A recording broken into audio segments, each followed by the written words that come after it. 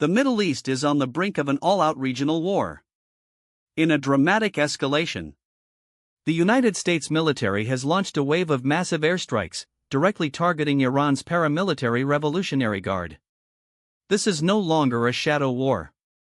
The interim peace deal that was meant to stop the fighting has officially collapsed, and the fire between these two powerful nations is spreading faster than ever before. Why did the US launch this fierce campaign? It is direct retaliation for a deadly Iranian-backed drone attack on a military outpost in Jordan. That attack killed 2 American service members, left 1 missing, and sent 4 more to the hospital. Since this conflict began, the cost has been devastating. 16 U.S. service members have lost their lives, and over 430 have been wounded. Washington decided that enough was enough.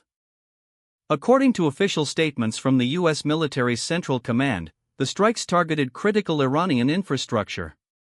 American fighter jets and Tomahawk cruise missiles launched from warships at sea hammered Iranian coastal surveillance facilities, air defense networks, maritime assets, and major drone and missile storage sites.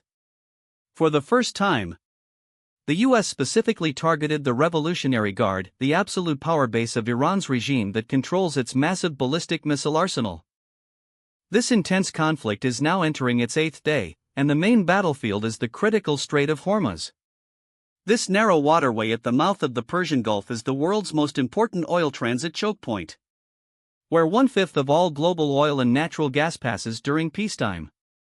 In response to the crisis, the United States has reimposed a strict naval blockade on Iranian ports, cutting off their crude oil shipments, and already redirecting or disabling multiple vessels. The ripple effects of this war are hitting neighboring countries hard. Iran has retaliated by striking vital power grids and water desalination plants in Kuwait.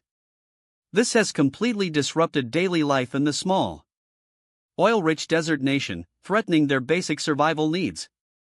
Just this Sunday morning, both Kuwait and Bahrain had to frantically activate their air defense systems as sirens wailed, warning citizens of incoming Iranian drones and missiles. Now, the danger is spreading to the United Arab Emirates, a semi-official Iranian news agency close to the Revolutionary Guard issued a terrifying public warning.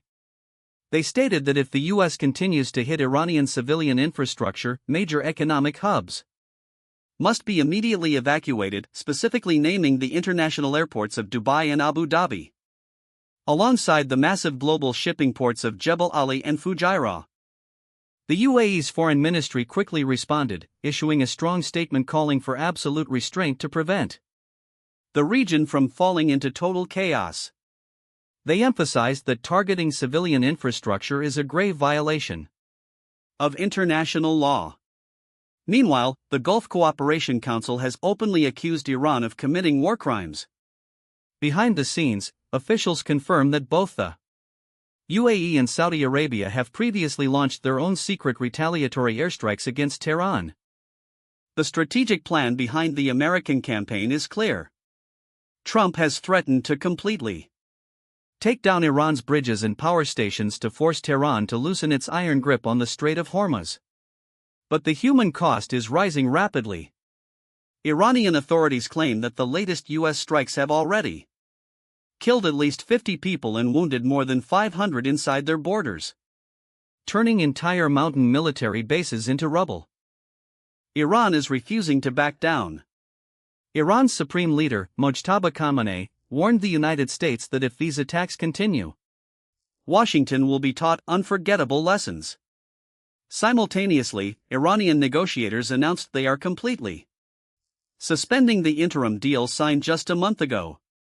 Iran's Joint Military Command declared that U.S. brutality will be met with a devastating, crushing response that America will never see coming.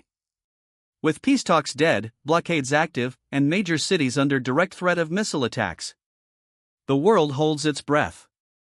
Is this the definitive beginning of World War III in the Middle East? Or can diplomacy somehow stop the fire before it consumes the global economy? What do you think about the U.S. military's aggressive strategy?